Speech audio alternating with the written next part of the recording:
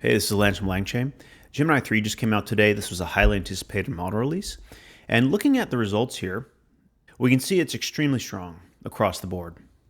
And there's this wide battery evals comparing Gemini3 Pro 2.2.5, Sonnet 4.5, and GPT-5.1, with the bold indicating state-of-the-art performance. So Gemini is doing extremely well across the board, but I do want to call your attention to a few specific evals that are particularly relevant for building agents.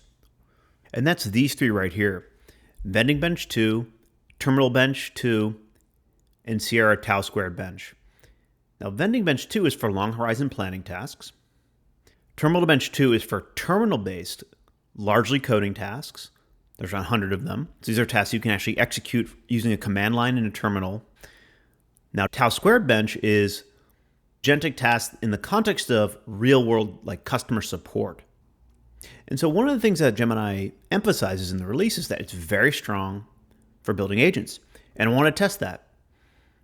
And I'll test it using our DeepAgent harness. So DeepAgents is an open source agent harness we released.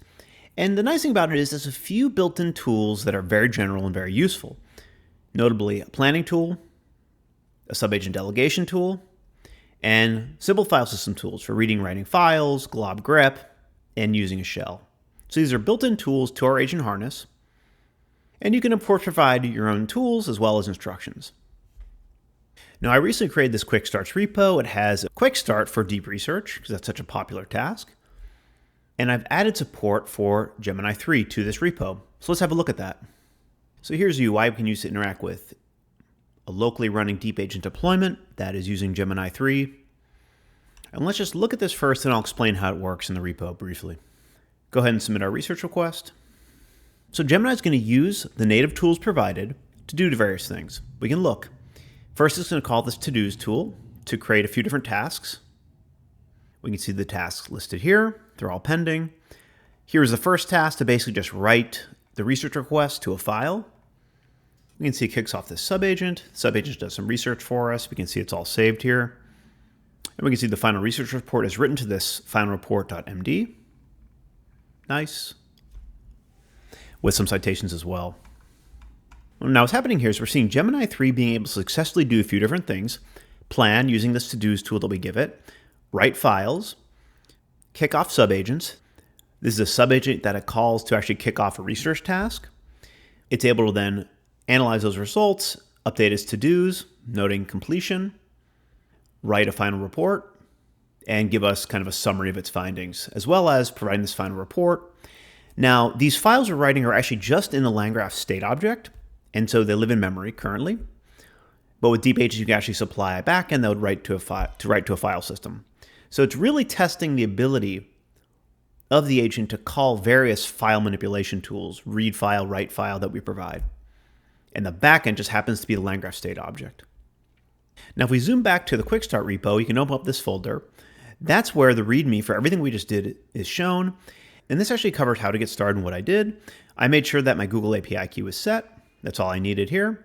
And I can run this in two different ways: in an interactive Python notebook, as well as a LangGraph deployment, which is exactly what we just saw. I kicked off a LangGraph deployment, simply running this command, and I start up this UI. You can see the instructions here, and that's what we were just looking at, this DeepAgents UI interface.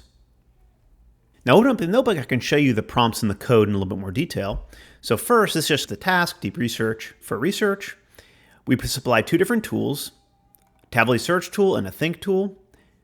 You can find these in the DeepAgents folder. Just open up this subfolder, and you can see this tools.py. Those are your tools. Load them in. And instructions. So these are just instructions for the research task. You can modify these any way you want, of course. These are just some instructions that I found to be useful with some heuristics that I like for steering agents. But of course, these are just prompts. And I visualize the prompts in the notebook. You can go through them on your own time if you're interested. And custom sub-agents provide here. Now here's where specifically we initialize Gemini3. So again, it's pretty simple. You're just going to import from here, LangChain Google Gen AI, right here. Set the model to Gemini3 Pro preview. There, set the model. Now this is just create a deep agent. Again, this is using our DeepAgents harness. I supply my model. I supply any custom tools. For example, for the research task here, I supply the instructions we just talked about very briefly above, and I supply any custom subagents. Now in the notebook, I can interact with this agent in the same way we did in the UI. But in this case, we're directly using the DeepAgents package, which we import. This is built on top of LangGraph. We can invoke it like any other LangGraph graph, just like this, pass in our messages with the research request. And you'll see the messages here displayed in the notebook are actually quite similar to what we saw in the UI. Here's the human input. Here is the tool call to write to-dos. Great. We write the research request to a file. Great. And that's all based on instructions. So in the prompt, we tell the agent, hey, write the request to a file so you can reference it later if you need. Nice. We update the to-dos. And we call our custom research subagent. That's great. We give it a topic to research. And this is the result of all that research that happened within the subagent. So that's the beauty of using subagents to isolate context. It'll do a bunch of work and just return the results back to the parent agent. It gives us a nice deep dive on context engineering with a bunch of sources. That's great. We update to-dos again. We write our final report based upon what the agent provided.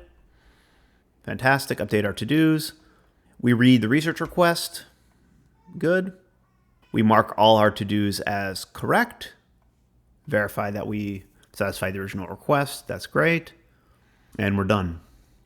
We can even fetch the file from the LangGraph state object just like this. We can view it, and here's our final report.